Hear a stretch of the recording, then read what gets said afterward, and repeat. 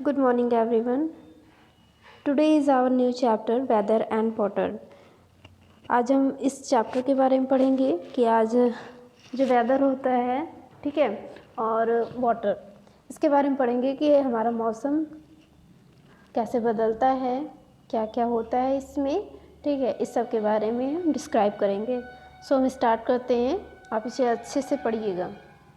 Weather is the name given to the changing condition of the atmosphere, air which surrounds the earth. तो जब भी कह रहे हैं कि मौसम का जब नाम दिया जाता है तो इसमें जो वातावरण में जो बदलाव होता है, एयर, ठीक है, जो हवा बदलती है, तो ये हवा तो आप जानते हैं कि पूरा जो हमारी अर्थ है उसके चारों तरफ ये प्रेजेंट है। Next is may the position and condition of air, clouds, air, rain and sun at the particular time affect the weather of a place. तो कह रहे हैं कि इसमें जो हवा का जो स्थान रहता है, जो भी पोजीशन है इसकी, जो भी अवस्था है हवा की, और बादल है, बरसात है, और सन कब कब निकलता है, ठीक है, सन का उगने और डूबने का टाइम क्या होता है, एक पर्टिकुलर टाइम होता है। तो जब ये सब चेंजेस में आ जाते हैं, सब चीज़ों में बदलाव आ जाता है, तो इसका इफ़ेक्ट हमारे जो जहाँ पे हम रहते हैं उस स्थान पे प्रभावित करता है, उस स्थान को ये पूरी तरह से इफ़ेक्ट डालता है, ठीक है, प्रभावित कर देता है। तो उसी की वजह से मौसम का बदलाव होता है। अभी कुछ दिन पहले आपने देखा होगा कि गर्मी थी, अब क्या आ गया, ठंडक आ गई है, ठीक है।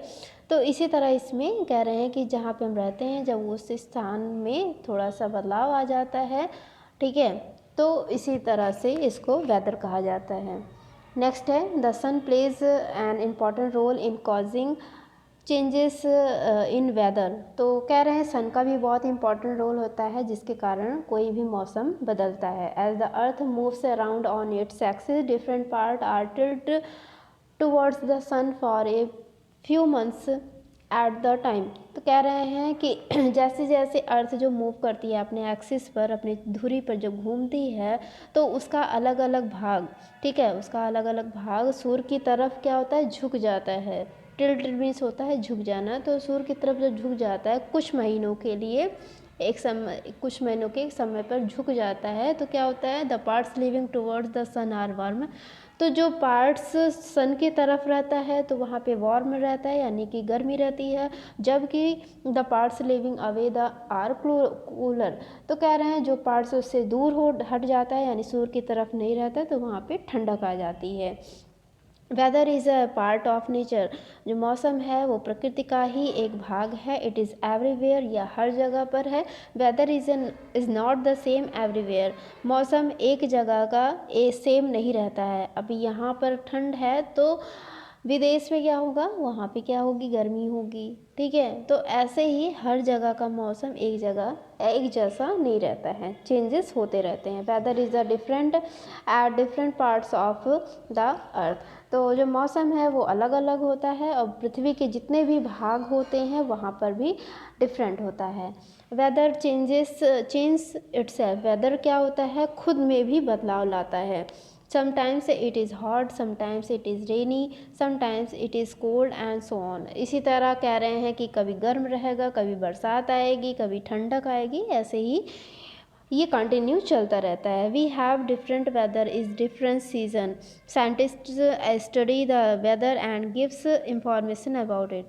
तो कह रहे हैं कि हमने देखा है, मतलब हमने जाना भी है कि जो अलग अलग मौसम होता है उसका अलग अलग सीज़न होता है, ठीक है, कभी गर्मी का सीज़न, कभी ठंडक का सीज़न, रेनी सीज़न, ऐसे ही तो जितने भी मौसम होते हैं उनका अलग अलग सीज़न होता है। तो साइंटिस्ट ने इसके बारे में भी बहुत अध्ययन किया है, मौसम के बारे में अध्ययन किया है, और उसके बारे में सूचना दी है। किसके बारे में, वेदर के बारे में सूचना दी है। क्या दिया है, slants of sun rays is the reason of being hot at noon while less hot in the morning and evening।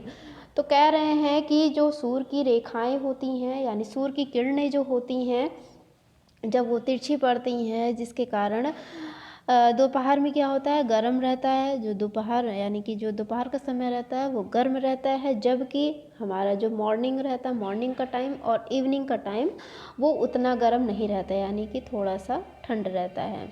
The sun is called nature's weatherman. Sun को क्या कहा जाता है? इसको नेचर्स वेदरमैन कहा जाता है, ठीक है, यानी कि प्रकृति का मौसम मानो कहा जाता है। नेक्स्ट है इसमें दस in the noon the sun is directly overhead and sunlight falls on the earth directly. इसी प्रकार जब सूर्य की रेखाएं दोपहर में सीधी पड़ती हैं हमारे ओवरहेड यानी कि सीधे सर पर पड़ती हैं, sunlight falls on earth directly, और सूर्य की जो वही किरणें हैं जब पृथ्वी पर डायरेक्टली पड़ती हैं, it is warmest part of the day. तो इसको क्या कहा जाता है? इसको दिन का सबसे गर्म दिन कहा जाता है, यानी कि उस भाग को सबसे गर्म भाग कहा जाता है। However in the morning and evening, इसी प्रकार जब सुबह रहती है और शाम में क्या होता है? The sun rays are slanting.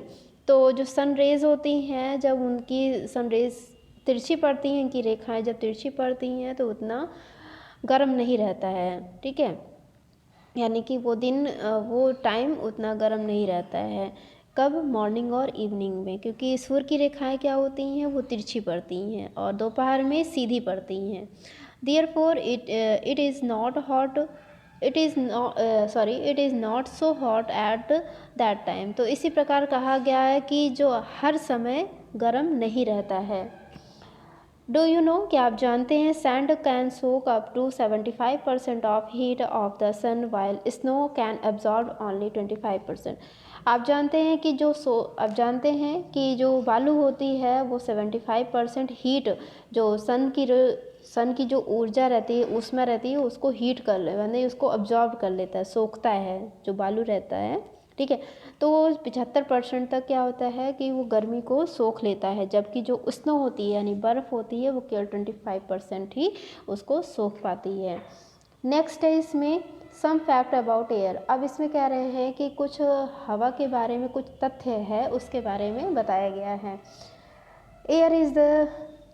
Air is all around us. जो हवा है वो हमारे चारों तरफ पाई जाती है। It is too still that we can hardly feel it. और या अभी भी है, इट इज़ टू स्टिल यानी अभी भी है कि हम शायद ही इसे फील कर सकें, ठीक है। एट अनदर टाइम, और दूसरे समय में क्या होता है? It blows very fast. कभी कभी ये बहुत तेज़ी में चलती है हवा बहुत तेज़ी में चलती है कभी कभी। Fast moving air is called wind. और जो तेज़ हवा चलती है तो उसको विंड कहा जाता है। If wind are accompanied with dust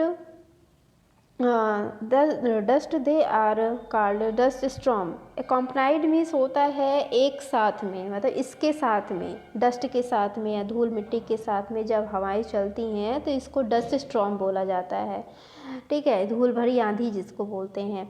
if there is thunder and lightning with the storm they are called thunder storm. और जैसे वही कह रहे हैं कि जब इसके साथ साथ जब बिजली कड़कती है, ठीक है, तूफान चलता है तो उसको थंडर स्टॉर्म कहते हैं। Air moving gently is called breeze. और जब जो हवा रहती है जब बहुत धीरे धीरे चलती है, मंद मंद यानी ये हवा चलती है तो उसको हम ब्रीज कहते हैं, समीर कहते हैं। During winter breeze is cool while in summer breeze is warm called loo. तो विंटर में जब हवाएं धीरे धीरे चलती हैं उसको कूल कहते हैं यानी कि ठंडी हवाएं कहते हैं, जबकि जो समर में हवाएं चलती हैं तो उसको हम लू कहते हैं यानी बहुत तेज़ी से चलती हैं। As the sun warms up different part of the earth surface the air become lighter and rises above surrounding cold air.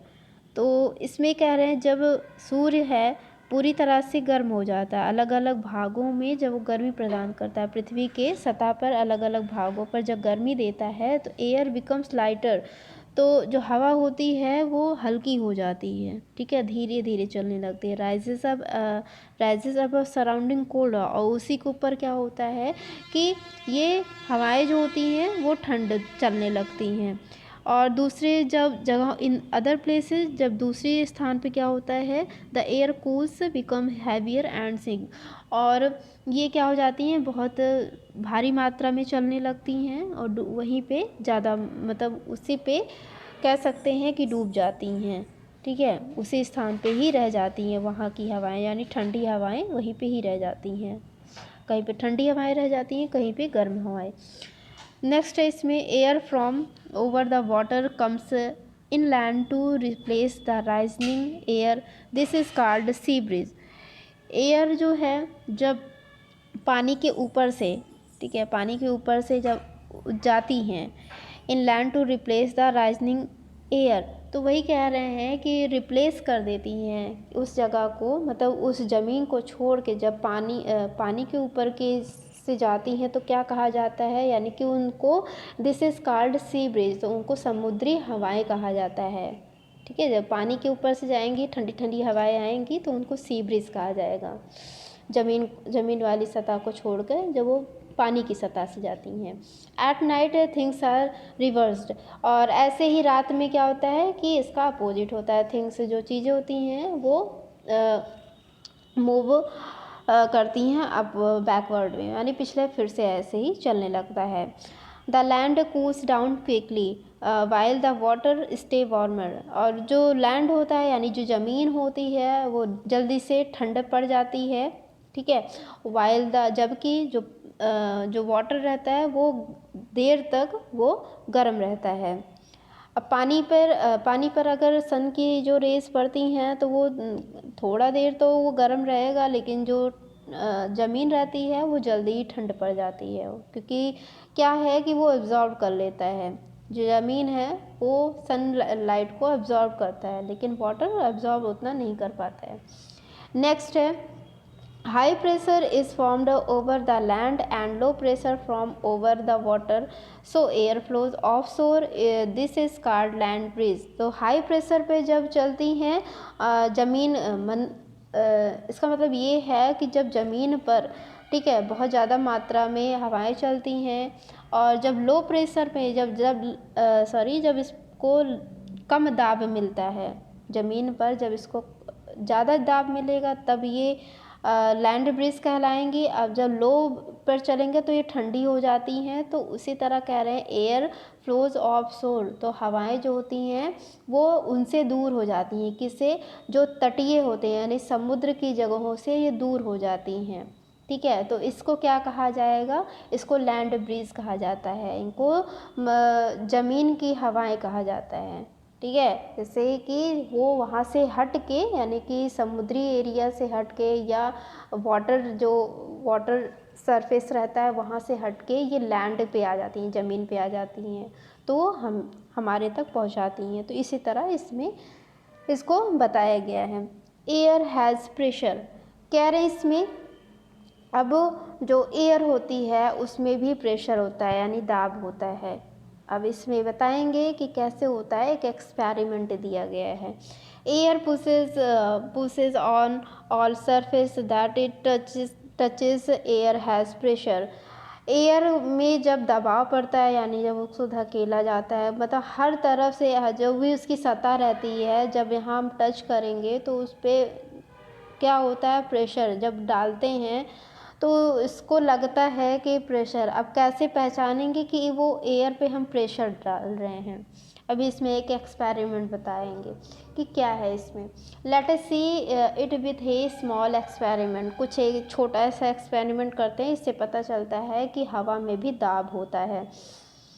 Take 2 hard boiled eggs, अब इसमें कह रहे हैं कि 2 उबले हुए अंडे चाहिए, वो हार्ड होने चाहिए।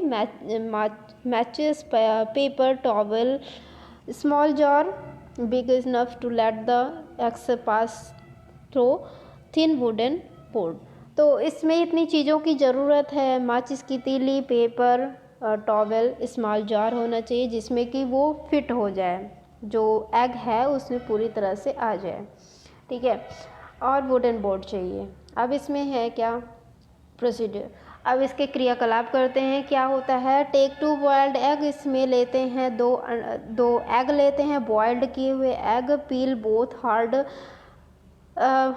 Hard boiled eggs, put a small piece of paper on fire and drop it into the jar.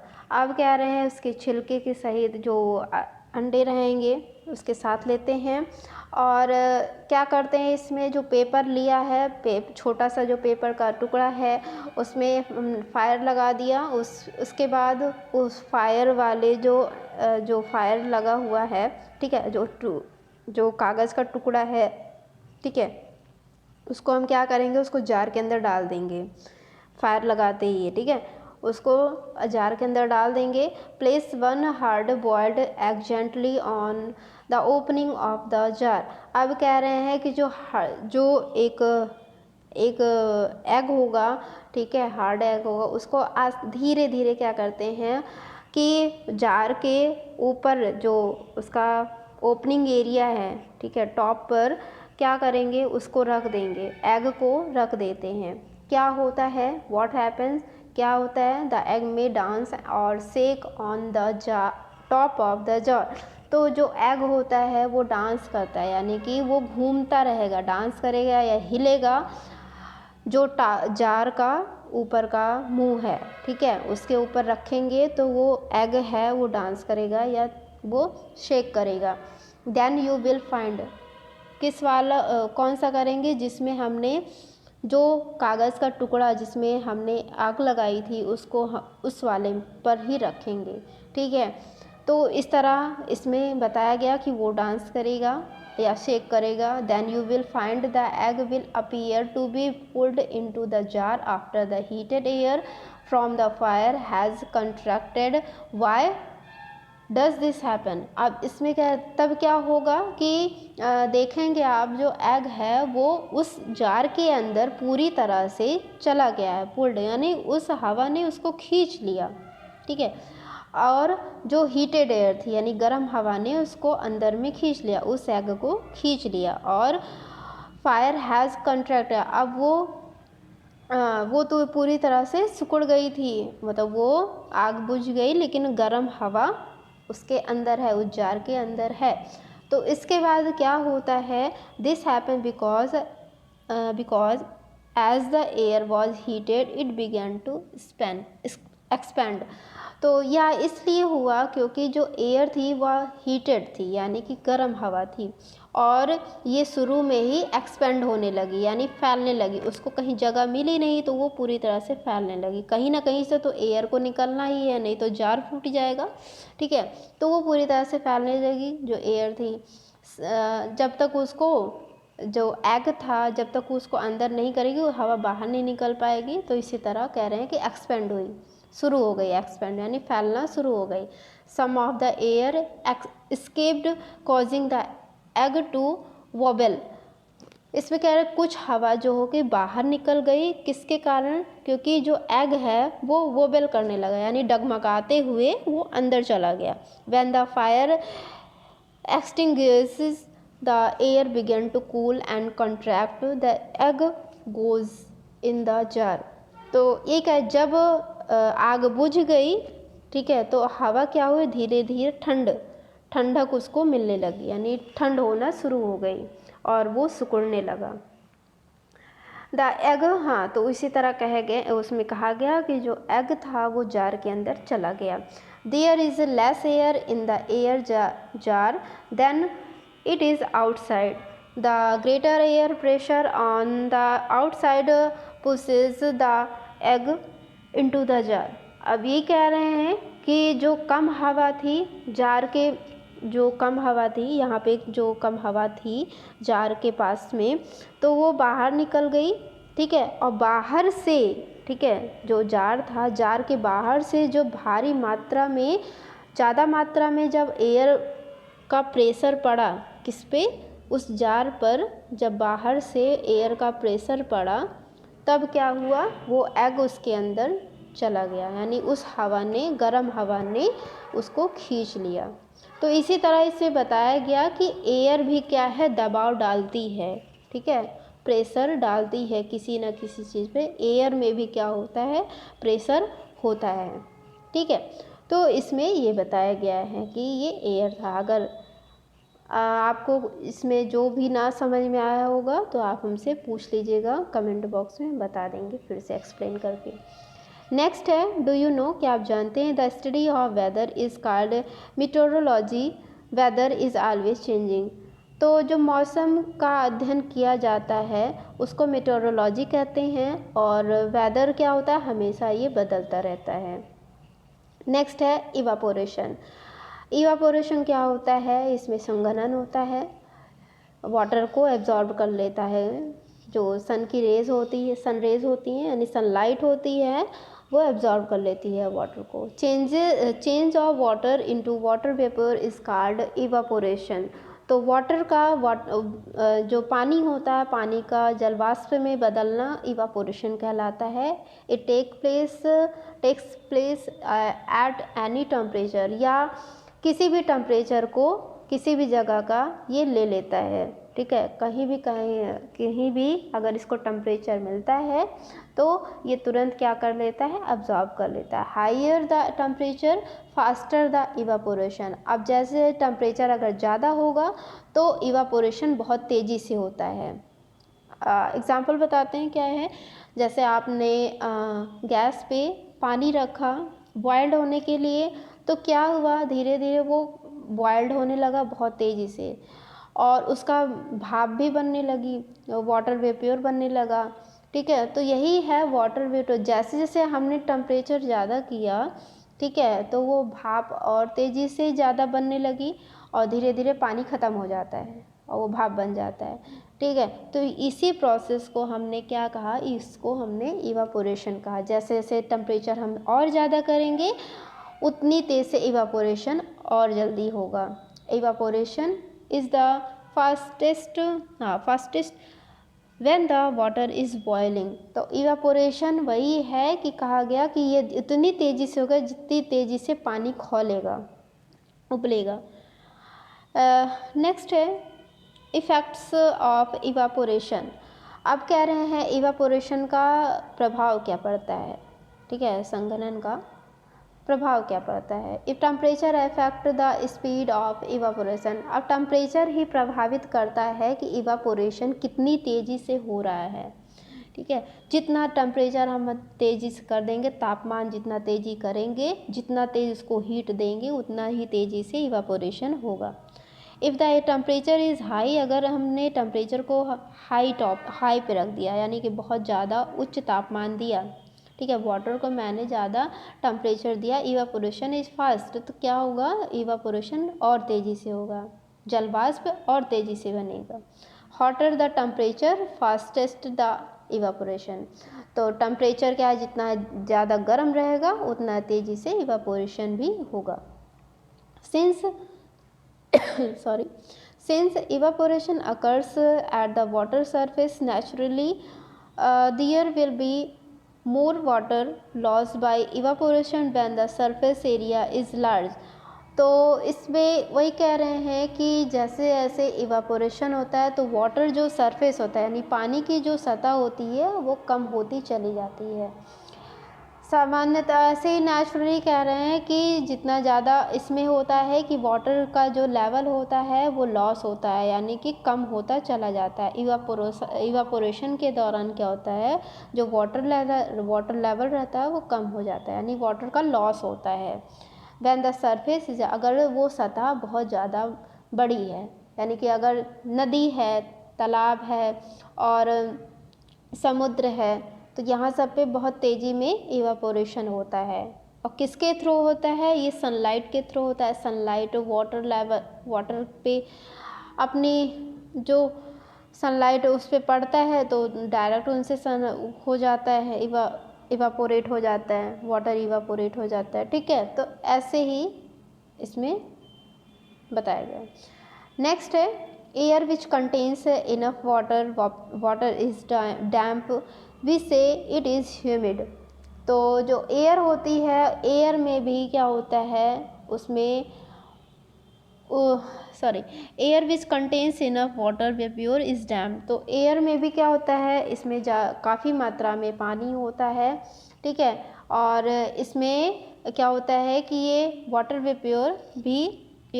Vapour एक तरफ से गीला कह सकते हैं, गीला रहता है यानी नमी रहती है, तो इसको हम क्या कहते हैं, इसको ह्यूमिड कहते हैं, यानी नमी कहते हैं। जलवाष्प में क्या रहती है, हवा रहती है। The rate of evaporation depends on the dampness of the air. तो कह रहे हैं इवापोरेशन की जो दर होती है ये किसके ऊपर डिपेंड करती है कि एयर में नमी कितनी है। ठीक है, एयर में डैम्पनेस यानी हवा में कितनी नमी है।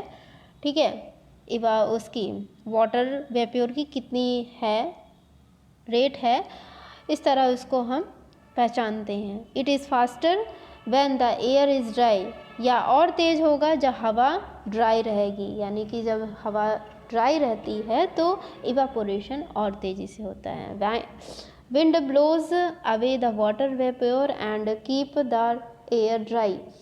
तो हवा जब चलती है, ठीक है, जब चलने लगती है तो वाटर वेप्योर क्या होता है, उसी के साथ साथ वो भी जाता रहता है। जल वाष्प जो है हवा के साथ साथ वो भी जाता रहता है।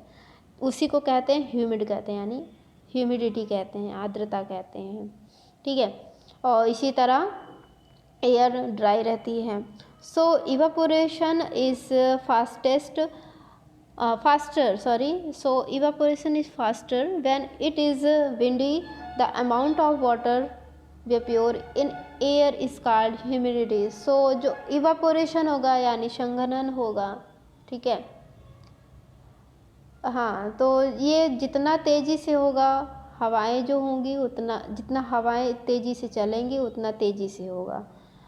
तो इसमें कह रहे हैं जो वाटर वेप्योर का जो मात्रा होती है हवा में, जो उसकी मात्रा होती है उसको हम क्या कहते हैं, उसको ह्यूमिडिटी कहते हैं, यानी आर्द्रता कहते हैं।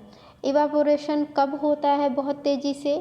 फर्स्ट है इसमें विंड इज़ ब्लोविंग, हवा जब चलेगी तेज़ी से चलेगी। एयर इज़ ड्राई, हवा जब क्या रहेगी, जब ड्राई रहेगी, शुष्क रहेगी। The surface area is large, और वहाँ का जो वाटर लेवल है वो उसका सरफेस बहुत ज़्यादा बड़ा होना चाहिए, उसका एरिया, उसका क्षेत्र जो है बड़ा होना चाहिए। इफ़ इट इज़ सनी, और कब क्या होना चाहिए, और सनी डेज होना चाहिए, यानी सूर्य निकला रहे, तभी तो हीट मिलेगा। तो इतना इस पार्ट 1 वीडियो में था। आप इसे अच्छे से पढ़िएगा, पार्ट 2 वीडियो आपको जल्दी से प्रोवाइड करेंगे। Thank you.